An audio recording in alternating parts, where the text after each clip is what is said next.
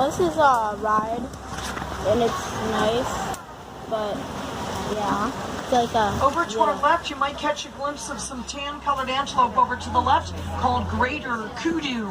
Greater kudu are Africa's second tallest antelope. Now the kudu I'm seeing are girls. The boys get bigger.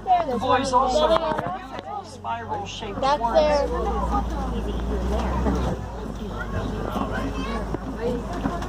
Now sometimes when I drive through this part of the reserve, I get to see black rhinoceros, and I know they look like an indestructible animal, but they've been hit really hard by poaching.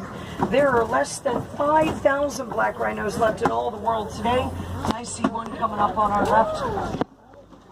That one's been rolling in the mud today.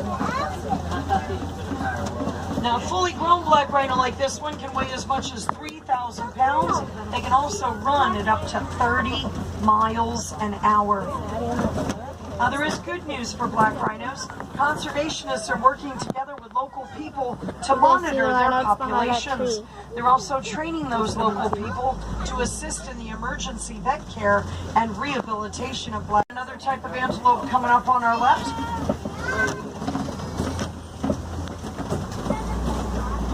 Now these beautiful reddish-brown colored antelope with white stripes coming up on our left are called bongo. Bongo have been nicknamed the ghost of the forest. They tend to be shy and rarely seen.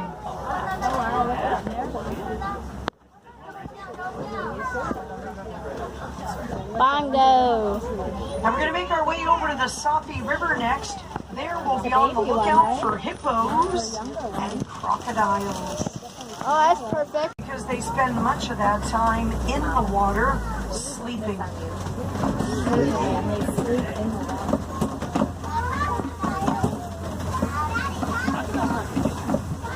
Oh, here comes the crocodiles, guys. Turn back. Oh yeah. I don't think you guys can see that, huh? Not really. Hippos are actually pretty good swimmers, but most of the time they just walk along the bottom of the river. Also on our left, you'll see some pink-backed pelicans. These pelicans get their name because during their breeding season, their backs will turn pink. Anybody spot the baby hippo yet? Laying on the second island, mom's in the water just in front of him. This baby hippo's a little boy. He's just over 3 months old, weighs just over 200 pounds. He was born in the water. He'll also nurse in the water. And he won't be fully grown until he's about 4 years old, and he'll end up much larger than his mother. And that's because he's a boy. The boys tend to be a lot bigger than the girls. Mama's in the water. And then the mama's in the water. Across the bridge. And they're going to be crocodiles. Look at that guy up there. He's like... You'll see the Nile crocodile coming up on our left. Up here's the rock. A Nile crocodile can grow up to 20 feet in length, weigh as much as 400 pounds, and get the Nile part of their name because they were discovered in the Nile River. But you will find them in just about any body of water in Africa. They've even been known to go swimming in the ocean. You'll see more of these trees scattered throughout the savannah. Baobab trees do remain leafless for about 9 months out of the year. And during the rainy season, not only do they grow leaves, but they also produce a citrus-tasting fruit that the locals will use to make something similar to lemonade. But there's also some that will migrate through during certain times of the year. This is all a part of the wild Africa we've been working so hard to protect. Now over to our far right-hand side, I see wildebeest and giraffe. I should be able to get you a lot closer to them, though. Hang on. I see one. See one where? I saw one. That's called painted dogs, also known as the African wild dog and the African hunting dog. Now, these guys are one of the most successful hunters on the planet, and teamwork is the key to their success. In the dog family, they're most closely related to foxes. Beautiful sable brown color. Now these are the girls. The boys actually get bigger. The boys also get darker and darker as they age. While the strange looking cones of earth pop time, inside those mounds. Now the mounds are made out of dirt and termite saliva baked in the hot African sun. Those mounds become as hard as concrete. Up ahead, they're not babies, but they're not grown-ups. They're basically teenagers. Over to the right, I've got some small tan black and white gazelles called springbok, and that's as big as they're ever going to get, typically weighing about 70 to 100 pounds. Get the spring part of their name because they can leap 10 feet in the air to get away from a predator.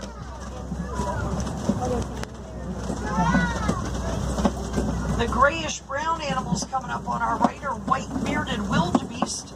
Wildebeest are part of one of the largest animal migrations left on Earth. When wildebeest migrate across the Serengeti, their herds number in the tens of thousands. We've also got the giraffe coming up on our right. 6 months ago, they're basically teenagers now. Known to be the tallest. That's how giraffes fight. They smack each other with their heads.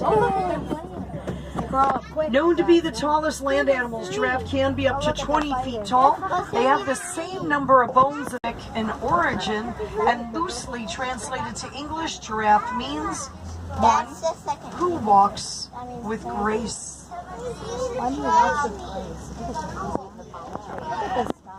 Now we're going to start making our way over on their own, or you might see them hanging out with other male elephants. The boys get kicked out of the herd when they become teenagers for getting too pushy. Over to the left, you might catch sight of some brown monkeys on the termite mound called mandrills. Mandrills are Africa's largest monkey. The males can weigh about 100 pounds. Looks like we have a female and a couple of her teenage kids hanging out with her. Now I'm hoping if this male elephant is here that the rest of his groups at the that the females are at the other watering hole. Even though the girls won't let him in the herd, he still likes to hang out pretty close to and travel pretty far. And one elephant can be talking to another elephant up to 5 miles. I'll try crossing my fingers this time. Let's see if that helps us out at all. Oh, it's stronger than it looks. Whoa. Whoa. Oh my goodness. Let me get us off this bridge before anything else happens. Oh my gosh. That was crazy.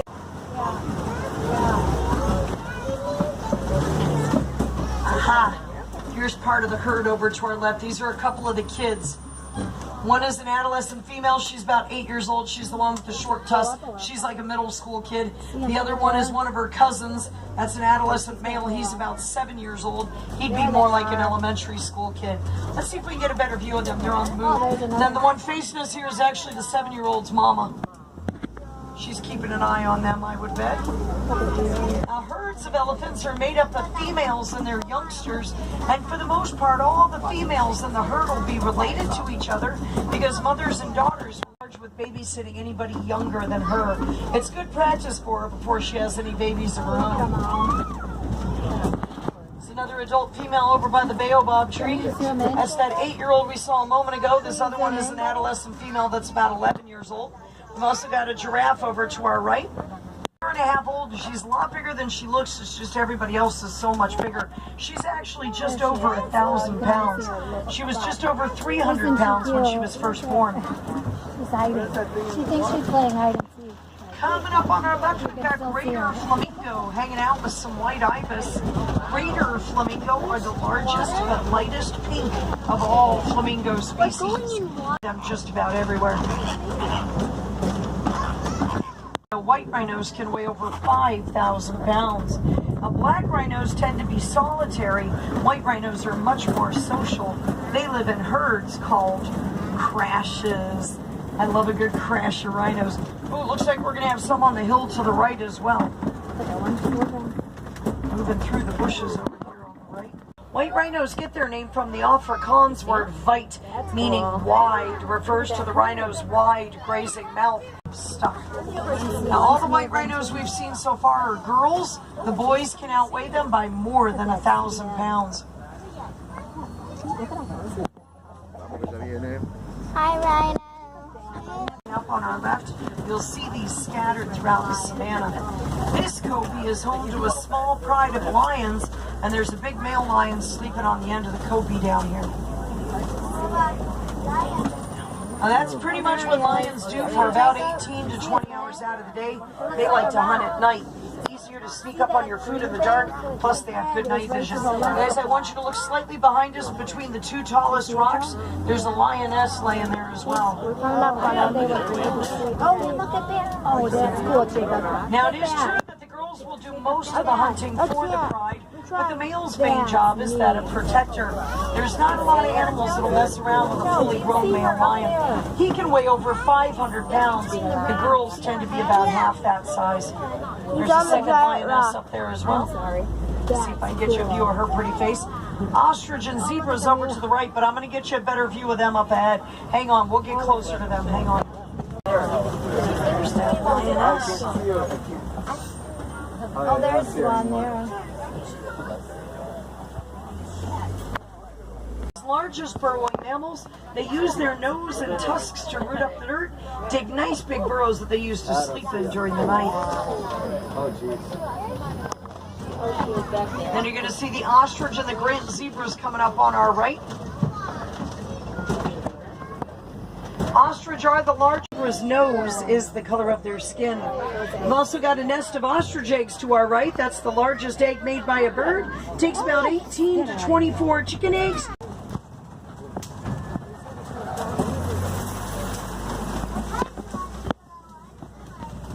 Stork around.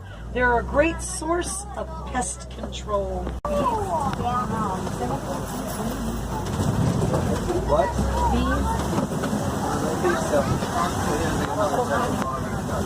Vista Zendar Safari. I hope you got to see some of the animals that you really wanted to see. If not, I do invite you to come back and join us again sometime. Different animals do tend to be active at different times of the day, and no two safaris are ever the same. I'm going to drop you off at the nearest warden's post. From there, it's just a short walk back to the village of Bolombe. I'll also be dropping you off near the entrance to the Gorilla Falls Exploration Trail. Take a stroll through the